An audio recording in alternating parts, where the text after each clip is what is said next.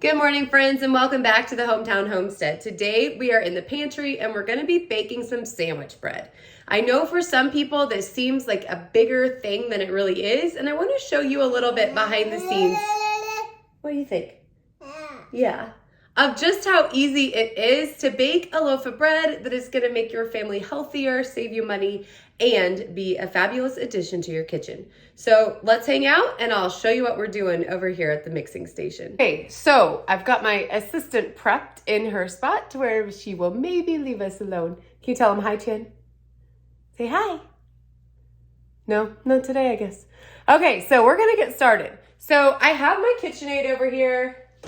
It is not necessary to have a stand mixer, but it does make the job a lot easier. I'm gonna go ahead and get my hook on, and then to the bowl, we're gonna go ahead and start adding in our ingredients. I'm gonna bring you a little bit closer and show you what happened with my sourdough yesterday. I switched back and forth between two different jars, and obviously did not consider that this was the smaller of the two when I was feeding my dough last night. That said, we're going to use a ton of starter today because I have had requests for cinnamon rolls and we usually make pancakes over the weekend, so we're going to have a lot going on. But to get started, I'm going to go a half cup.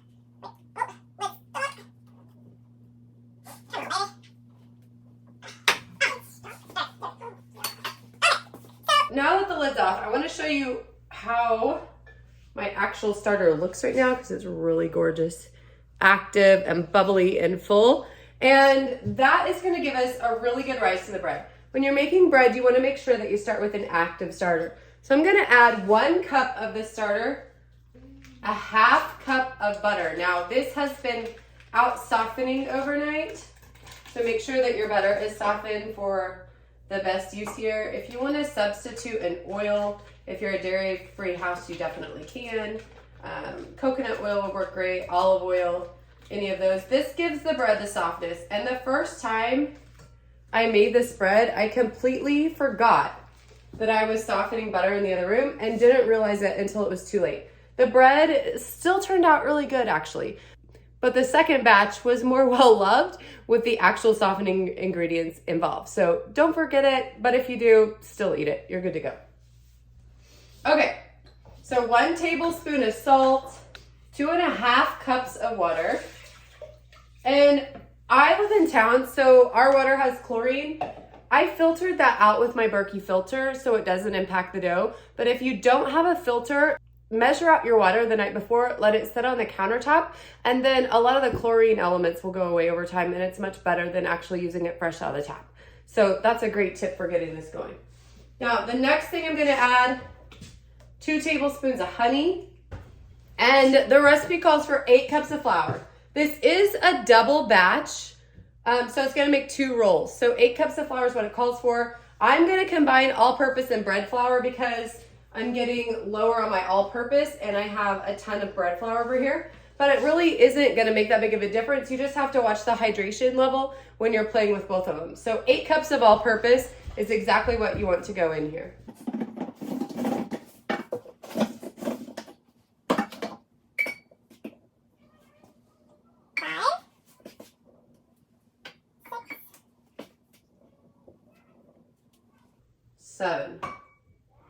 We're going to start at 7, and then I'm just going to kind of watch it.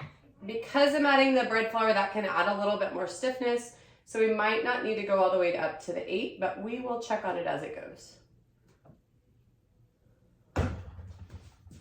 Now, I am going to start this off rather slowly because there's a ton of flour in here, and then I'll speed it up as it starts to get better incorporated. This is about ready to come over the top. Let me show you what's going on here. This is a double recipe, and here's what we had going on. It's about to come right out the back. What I need to do right now is stop and scrape this down, unlock it, and scrape this down. Now, this is the reason that you won't be seeing this trusty old KitchenAid in my videos for much longer. So my goal for this year of 2023 is to make all of the bread that my family needs and not buy any store-bought bread. To do that for a family of 7, I really want to make more than 2 loaves at a time. And this mixer is just a little undersized for the needs of our family. So I'm gonna stand here and babysit this thing. Lock that back down. And then as it starts to rise up to the top of the bowl, I'm just gonna keep pressing it back down. Eventually the dough will get less shaggy and form a ball, and I won't have to deal with that. So I'm just gonna hang out, watch it, see, there it is again. Okay, so taking a look at the hydration level of my dough, I feel like it's a little bit wet still. So let me show you what I'm talking about, which I got my spoon in the way. So, open that bad boy up. Okay, so I feel like it's a little bit wet still. Now it still does need some more kneading time with the dough hook in the mixer, but I'm gonna add about a 1/2 cup of flour. Then I'll end at 7.5 cups instead of 8 for this specific recipe. And I'm gonna let it knead for about 10 minutes or until it passes what they call a window pane test, which is something in the beginning I was a little like, what in the world is this? But I'll show you, it's super easy. So I'm gonna add a 1/2 cup of flour, let this thing mix, and I'll bring it back when we're ready to take a look at it and see what's going on. My dough has now formed a ball. As you can see, it's actually staying up on the hook.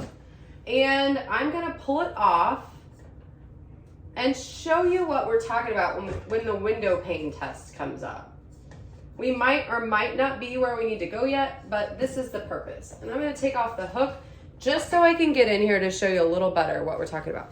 What you wanna do to check and see if your dough passes the window pane test is see if you can stretch it and get it to be see-through. And see how that's tearing before it gets there?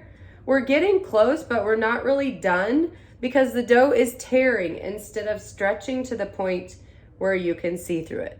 So we're gonna go back in for a few more minutes, let it keep going. If you are hand kneading, you can still just keep going with this. This is a complete option. It is not necessary, and just something to consider. This isn't a hurdle to getting started on and making your own bread at home. So I'm gonna crank this back down. Oh, smush it in there, and go ahead and crank this back up for a few more minutes. We're gonna pop back in here and take a look at this and see exactly what we're dealing with at this point. Okay, so my ball is obviously much better formed. You can see it's actually a ball. Again, I'm gonna scrape it off of my hook. And I should mention also, this is like a 1970s KitchenAid that is still cranking after all this time. But when they first made this one, this is a 4.5 quart bowl, so it is smaller than even the Artisan that you're gonna get now. I think it has a 5 quart bowl standard. So a little bit larger of a KitchenAid would probably handle this easier than mine without having to shove everything down in. So something to consider. Now on to our window pane check. And I'm really hoping this is done because this bad boy is tired. All right, so I'm gonna pull it up. You see the whole thing just came out. So it's definitely getting more pliable. We're gonna take a little piece and just start to stretch and see where we're at. See, it's not pulling apart like it was earlier. I'm getting a few holes. But more than anything, it's really doing a great job of stretching before pulling apart. So you want to be able to find that space where you can actually get to see through it without ripping. See, I got that hole. This is not quite done. So at this point, you can put it back in the mixer for another couple minutes, or you can hand knead it to get it right where you want it. So we're gonna go a little bit longer until we get to that window pane. Now, because of how my machine is working right now, I'm actually gonna take this out and go for a little bit of hand kneading to finish this up. So I thought I'd bring you along to show you exactly what I'm gonna do. So basically, I'm just gonna fold it over and press it out. And I'm gonna continue doing this. This is a lightly floured work surface, so the dough isn't actually sticking, but I'm just gonna keep hand kneading this a little bit longer, and you can actually feel it just tightening up. The bits of my dough from earlier. You can actually just feel it when you're working through it with your hands, how the dough is working. And it's a really good habit or practice to know what it should feel like hand kneading anyway. So get your dough out and don't be afraid to get your hands in it if you're having troubles with your mixer, or like I said, if you just don't have one.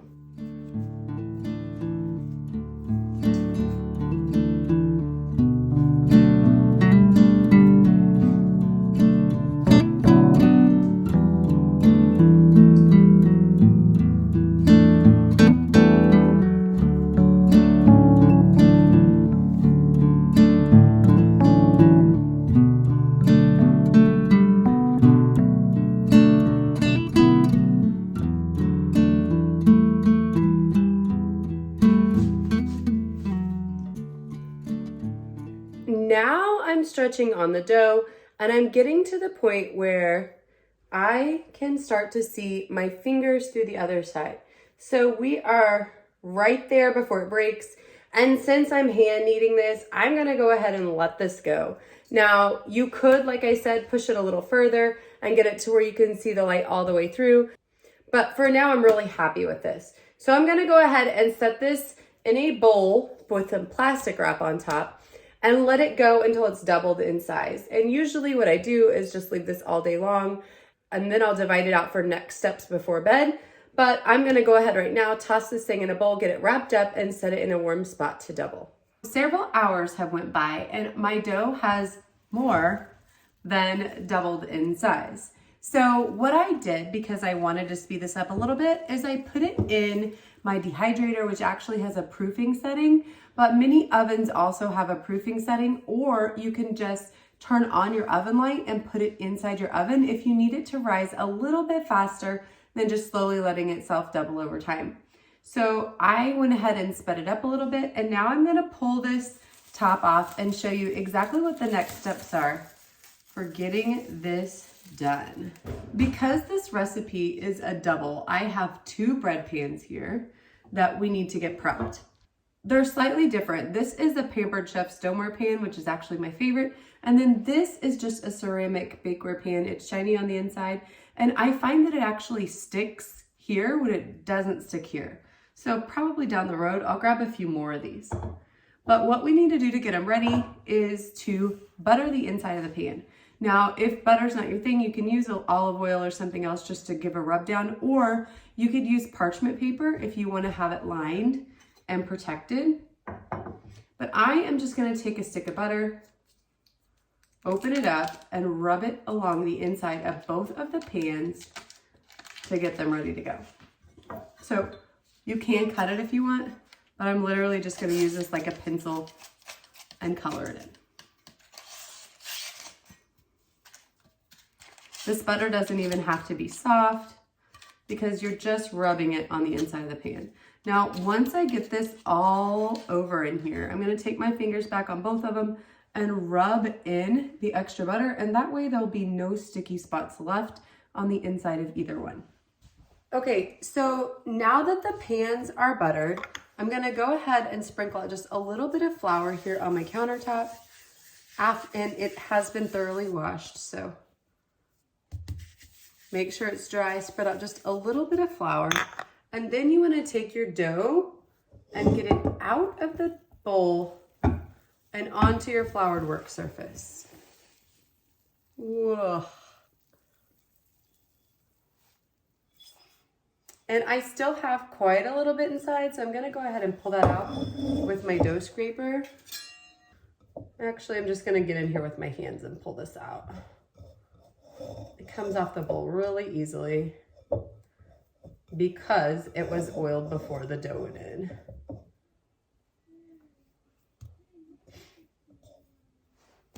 All right, so good to go.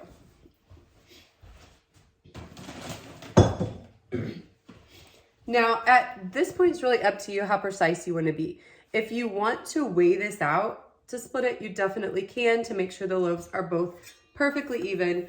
I am just gonna eyeball it, and I have a dough scraper here. So I'm just gonna go right down the middle and split this pile in half. Okay, so first things first, we're gonna get this one out of the way. And since this is already somewhat in the shape that I'm going for, I'm not even gonna ball it up to get started. So basically what you want is just a long rectangle of dough, which I have here. It's nice and warm. And we're just gonna roll it out. A tiny bit of flour all around your rolling pin is always a good idea as well. And you want this to be about as wide as your loaf pan is long. Okay. And smooth all the way down.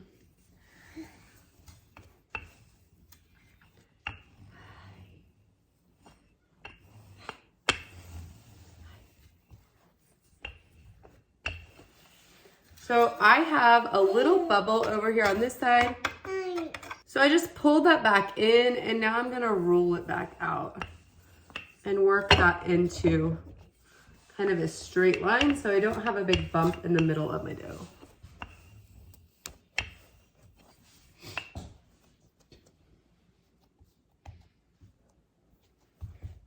We had to take a timeout here, reposition my assistant because she woke up from her nap. Can you say hi, Chan? Hi. Hi, yeah. And now I'm gonna get back to showing you how to roll that dough. Okay, so back down here on the countertop, you just wanna continue getting the dough rolling right on into a nice big roll. Then you're just gonna put it straight in your pan. It looks just like that. And we're gonna set this out until it has doubled in size. These two beautiful loaves will sit out uncovered at room temperature until they have doubled at least in size. And I like to get them a little bigger, but it's really up to you. It just depends on the size of the bread that you want. The first time I made this bread, I let it double until it was huge.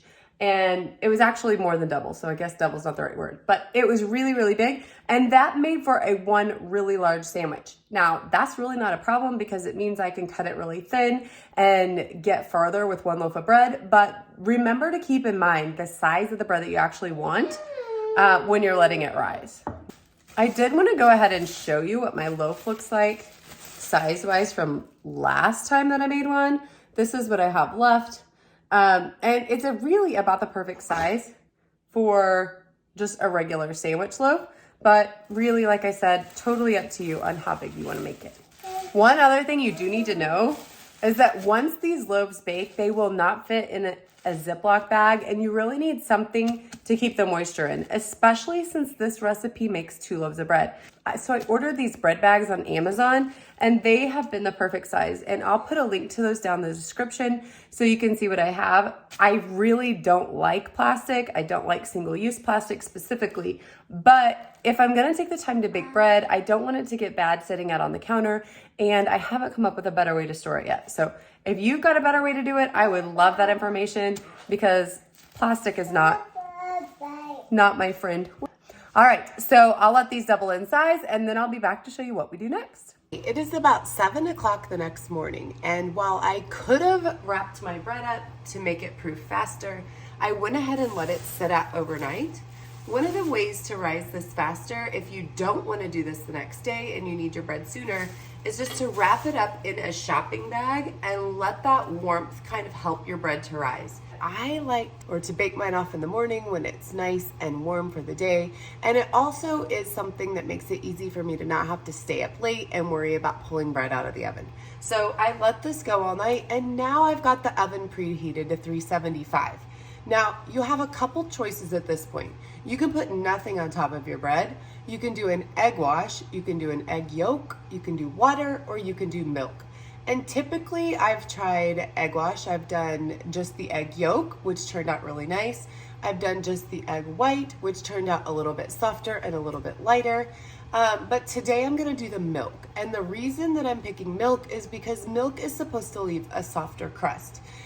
So we're gonna go with milk on top of both of these, and I'm gonna get them in the oven. Now, you don't have to have a brush for this.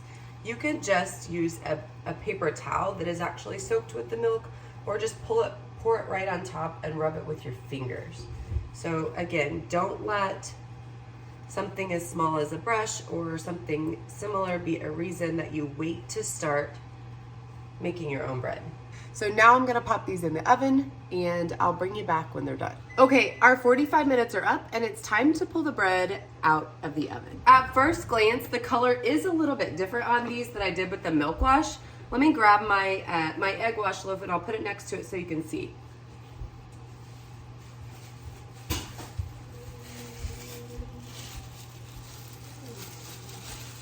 So this one is a little bit shinier and a little bit darker. This was done with the egg white, but this should produce a softer bread.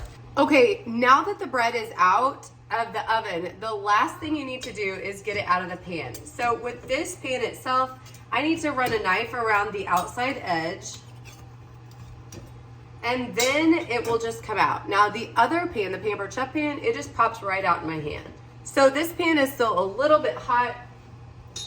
We're gonna tip it right over, and I have a cooling rack right here.